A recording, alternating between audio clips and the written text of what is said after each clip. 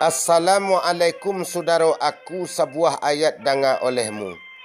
Bunyinya ayat zaharal fasadu fil barri wal bahri, kemudian itu bima kasabat aidin nas, janganlah ragu.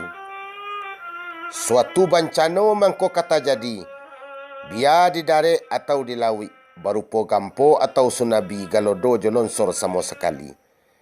Kemarau nan panjang menjadi-jadi, wabah penyakit melanda negari, ditambah lagi krisis ekonomi. Itu sadonyo sama sekali ulah perbuatan manusia sendiri. Nalah babuek sakahandak hati, indaknya timbang labo jerugi.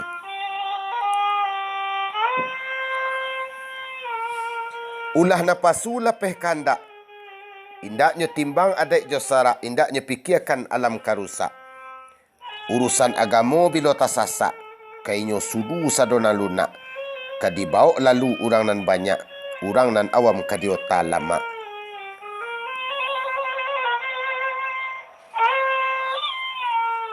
Karena ba itu, wahai orang muda, cubalah fikir berkira-kira. Dek kilau dunia usah tadayo. Dek elok kilek loyang nanti bo intan disangko kilek kacau. Dek kandak napasu alam binaso disiko kita mangko cilako. Kalau dicaliak dipandang rupa, kilek caraminlah membayang kamu ko kilek baliwanglah ke kaki tibonya.